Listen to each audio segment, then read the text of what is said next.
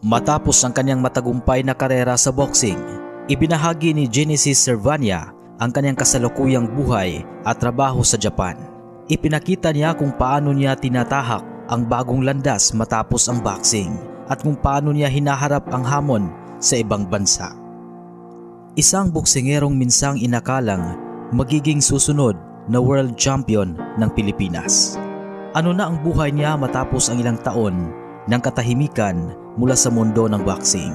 Ito ang kwento ng pagbagsak, pagbangon at bagong direksyon sa buhay ni Genesis Asukal Servania.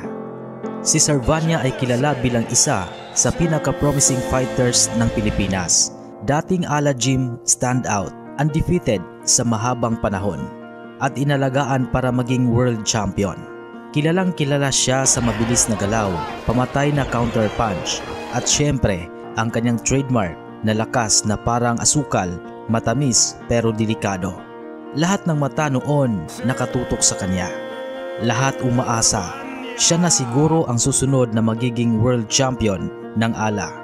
Isa sa pinakatumatak na laban niya ay noong humarap siya kay Oscar Valdez sa world title fight.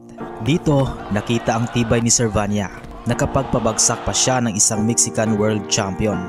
Madami ang naniwala kung nabigyan pa ng pagkakataon, champion na sana siya ngayon. Pero minsan, kahit gaano ka kahusay, hindi lahat ng kwento nagtatapos sa corona. Matapos ang title fight, unti-unting bumagal ang takbo ng karir ni Servania. Nagkaroon ng mahabang paghinga, kakaunting laban at ilang planong hindi natuloy dahil sa pagsara ng ala promotions. At para sa isang boksingerong sanay sa galaw, ang katahimikan ang pinakamabigat na kalaban. Ngayon, si Genesis Servania ay nasa Japan, hindi na bilang prime fighter, kundi bilang isang seasoned boxer na naghahanap ng bagong direksyon sa kanyang buhay at karera. Maraming mga Pilipinong boksingero ang lumilipat ng Japan para sa laban, trabaho o pagbuo ng bagong buhay. At kabilang narito si Servania. Sa Japan patuloy pa rin siyang nag-e-ensayo, nananatiling fit at nagbibigay ng boxing lessons sa ilang lokal na gym. Tahimik, simple pero maayos na pamumuhay. Hindi man madalas makita sa spotlight, naging bahagi na ng kanyang araw-araw ang pagtuturo sa mga batang boksingero at enthusiast. Mas pinili niya ang role ng mentor, tinutulungan ang mga baguhan at binibigay ang kaalaman na minsang nagdala sa kanya sa world stage. Kung dati siya ang inaasahan, ngayon siya na ang nagbibigay pag-asa sa mga susunod na henerasyon.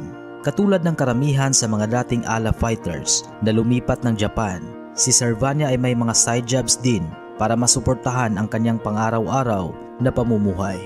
May mga ulat na ginagawa niya ang ilan sa mga trabaho tulad ng assisting sa boxing gyms, part-time physical training at ilang simple pero matatag na trabaho sa lokal na komunidad. Ito ang realidad na hindi laging nakikita ng publiko, na hindi lahat ng boksingerong sumikat ay nagiging milyonaryo pagkatapos. Marami ang nagtatanong, magbabalik pa ba si Genesis Servania? Sa ngayon, wala pang malinaw na balita tungkol sa comeback. Pero nananatili siyang aktibo, malusog at nasa isang bansang may malakas na boxing scene. Kaya hindi imposibleng makabalik siya kung gugustuhin. Pero kung hindi man, handa siyang yakapin ang bagong kabanata ng buhay.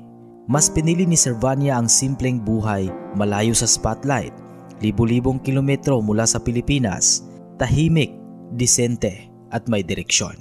Minsan ang tunay na tagumpay ay hindi sa sinturon, hindi sa titulo, kundi sa kapayapaan ng isip at sa bagong simula. At yan ang kasalukuyang buhay ni Genesis Asukal Servania, isang dating top prospect, isang mandirigma sa ring at ngayon isang mentor at manggagawa sa Japan na patuloy na lumalaban sa totoong laban ng buhay.